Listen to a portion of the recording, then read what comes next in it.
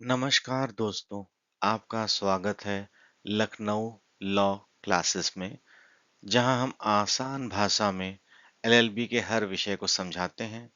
आज हम बात करेंगे जूरिस्प्रूडेंस यानी विधि शास्त्र के बारे में। यह क्या होता है, इसका स्वरूप क्या है, इसका क्षेत्र क्या है, स्कोप क्या है यानी महत्व क्या है, और आपको बता दें कि समरी लास्ट पेज पर है, इसलिए आप लास्ट तक वीडियो को जरूर देखें, उससे आपका रिवीजन हो जाएगा।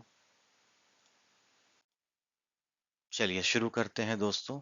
जूरिस्प्रूडेंस शब्द लैटिन शब्द है जो कि बना है जूरिस्प्रूडेंशिया से, जिसका अर्थ है नॉलेज ऑफ लॉ यानी कानून का ज्ञान। इसे शब्दों में सीमित नहीं कर सकते क्योंकि विधि शास्त्र समय के साथ साथ विकसित हो रहा है।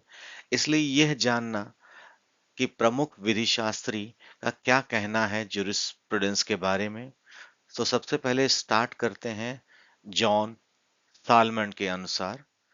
उनके अनुसार jurisprudence is a science of first principle of civil law, यानी यह सिविल लॉ का मूल सिद्धांतों का अध्ययन अध्ययन है।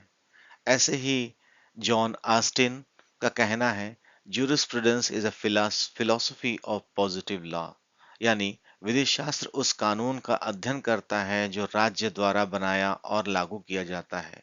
सरल शब्दों में कहें तो जूरिस्प्रूडेंस वह विषय है जो बताता है कि कानून क्या है, क्यों है, और समाज में इसकी भूमिका क्या है। विधि शास्त्र के स्वरूप के बारे में अगर हम बात करें तो यह यह इसके स्वरूप फिलोसफिकल है, जैसे कि यह कानून को केवल नियमों के रूप में नहीं बल्कि न्याय, नैतिकता और समाज से जोड़कर देखता है। जैसे प्लेटो और अरस्तु ने न्याय को नैतिक दृष्टिकोण से देखा। यह साइंटिफिक स्वरूप भी है इसका, यानी जूरिस्प्रूडेंस कानून के सिद्धांतों को का विश्लेषण करता है, वर्गीकरण करता है, व्यवस्थित करता है। जैसे विज्ञान प्राकृतिक प्राकृतिक सिद्धांतों का समझता है, वैसे ही जूरिस्प्रूडेंस कानूनी सिद्धांतों को समझता है। इसके अलावा इसका नेचर डायनामिक भी है। कानून समय और समाज के अनुसार बदलता है। वह पहले नेचुरल लॉ को पहले मानता था, फिर पॉजिटिविज्म, और अब देखा जाए तो सोशलिज्म जूरिस्प्रूडेंस को देखता है। आइए एक केस के बारे में बात करते हैं जिससे नेचर के बारे में समझ में आ सके। तो एक केस है मेनका गांधी का, जिसके बारे में हम बात करने जा रहे हैं। वह केस था Menaka Gandhi versus union of India. अब उसमें क्या हुआ कि मेनका गांधी का पासपोर्ट सरकार ने बिना कारण बताए जब्त कर लिया। उन्होंने सुप्रीम कोर्ट में याचिका दायर की कि यह उन्हें article 21 right to life and personal liberty का उल्लंघन है। सुप्रीम कोर्ट ने कहा कानून का अर्थ केवल लिखे हुए शब्दों तक सीमित नहीं है, बल्कि उसे न्याय, निष्पक्षता और प्रक्रिया के सिद्धांतों के साथ पढ़ा जाना चाहिए। यह केस जूरिस्प्रूडेंस के फिलोसॉफिकल और डायनेमिक नेचर को दर्शाता है।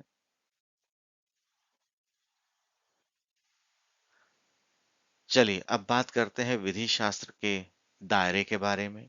यह कानून ये करता क्या है, विधि शास्त्र का स्कोप क्या है, तो उसका उसका स्कोप है कानून बनाना, और दूसरा उसका स्कोप है कानून की व्याख्या करना, यानी अदालतें जब किसी कानून की व्याख्या करती हैं तो वे ज्यूरिस्प्रूडेंस के सिद्धांत का उपयोग करती हैं।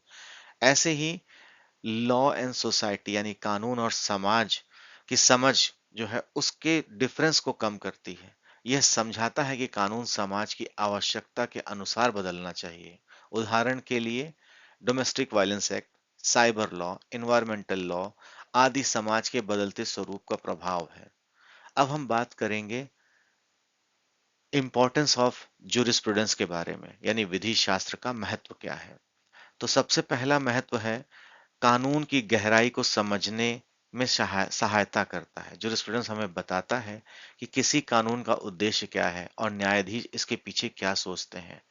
उसके अलावा ये भी बताता है कि नए कानून बनाने में मदद कैसे देता है। विधि निर्माता जूरिस्प्रूडेंस की मदद से नए कानून को बनाते हैं। इसके बाद न्यायिक निर्णय का मार्गदर्शन, जैसे कि आपने देखा मेनका गांधी केस या केशवानंद भारती केस में इनमें संविधान इसमें केवल संविधान ही नहीं बल्कि जूरिस्प्रूडेंस के दार्शनिक सिद्धांतों का आधार था। कानून और नैतिकता का संबंध स्पष्ट करता है। जूरिस्प्रूडेंस यह बताता है केवल दंड का डर नहीं बल्कि नैतिक जिम्मेदारी भी कानून का हिस्सा है। इसके अलावा लॉ स्टूडेंट के लिए मूल आधार है। यह विषय सभी कानूनों का फाउंडेशन पिलर है। बिना जूरिस्प्रूडेंस के आप कम समझ पाएंगे क्रिमिनल लॉ, कॉन्ट्रैक्ट लॉ या कॉन्स्टिट्यूशनल लॉ की गहराइयों को पूरी तरह पूरी तरह नहीं समझ पाएंगे। तो इसलिए ज्यूरिस्प्रूडेंस आपके लिए बहुत जरूरी है समझने के लिए। और जैसा मैंने पहले कहा था कि मैंने समरी पेज तैयार कर दिया है, तो यहाँ से आप पूरी समरी जो अभी तक मैंने डिस्कस किया वो सारा यहाँ है। और अगर आप चाहते हैं कि कंक्लूजन में क्या लिखेंगे या कंक्लूजन क्या होगा, तो ज्यूरिस्प्रूडेंस कानून का दर्शन है, फिलॉसफी ऑफ लॉ है। यह हमें यह सिखाता है कि कानून केवल नियमों का संग्रह नहीं बल्कि समाज में न्याय, समानता और संतुलन बनाए रखने का माध्यम है।